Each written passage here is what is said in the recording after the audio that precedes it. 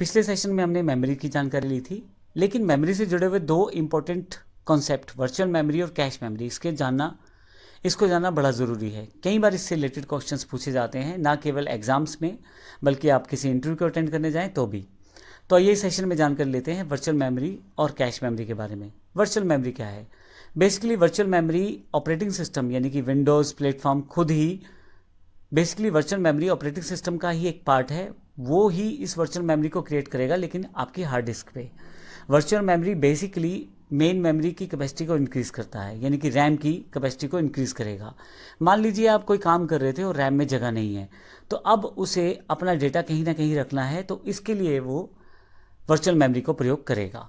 क्योंकि रैम की कैपेसिटी कम रहती है और इस कारण से बार बार बड़ी बड़ी प्रोसेस को चलाने के लिए बड़ा सारा डेटा स्टोर करना पड़ता है। जो डेटा रैम के पास अवेलेबल रहता है वो उसको प्रयोग कर सकता है, लेकिन बाकी प्रोसेसिंग के लिए जो डेटा उसको चाहिए वो कुछ समय के लिए वर्चुअल मेमोरी में रख सकता है।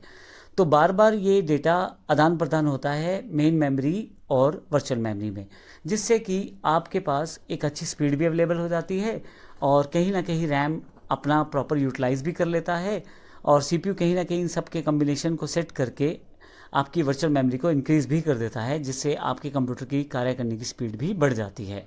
तो इसका अर्थ ये हुआ कि रैम को अगर किसी प्रोग्राम को चलाने में कैपेसिटी कम पड़ रही है तो फिर उस समय वो वर्चुअल मेमोरी का यूज़ कर लेगा, और वर्चुअल मेमोरी को आप डिसाइड कर सकते हैं अपने कंप्यूटर के ऑपरेटिंग सिस्टम के द्वारा। इसी तरह से दूसरा कॉन्सेप्ट है cache memory. Exactly cache memory क्या है? सीपीयू के पास जो सबसे नज़दीक की मेमोरी रहती है, जो सीपीयू के अंदर ही अवेलेबल रहती है रजिस्टर्स के रूप में, तो वह मेमोरी कैश मेमोरी कहलाती है।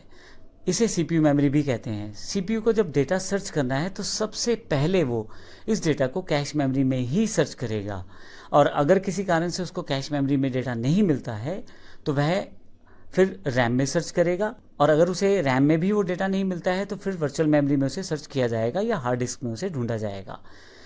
सबसे करीब कैश मेमोरी रहती है सीपीयू के, इसलिए सबसे इंपॉर्टेंट इन्फॉर्मेशन या बहुत ज़्यादा यूज होने वाली इन्फॉर्मेशन कैश मेमोरी में स्टोर कर दी जाती है। हालांकि इस मेमोरी का साइज़ बड़ा कम रहता है, लेकिन फिर भी बार बार रैम को रिक्वेस्ट करने के बजाय सबसे पहले सीपीयू जो है वो सीपीयू मेमोरी यानी कि कैश मेमोरी को एक्सेस करना पसंद करता है।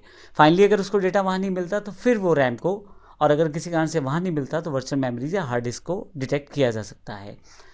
सबसे बड़ा बेनिफिट ये हो जाता है इसका, क्योंकि सीपीयू के बिल्कुल पास में मेमोरी रहती है तो डेटा को बड़ी जल्दी एक्सेस किया जा सकता है।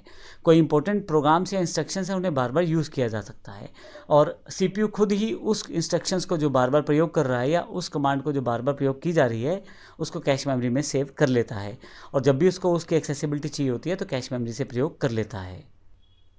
तो इस तरह से हमारे ये दो इंपॉर्टेंट कॉन्सेप्ट है वर्चुअल मेमोरी और कैश मेमोरी, जिनका प्रयोग बहुत ज़्यादा किया जाता है। धन्यवाद।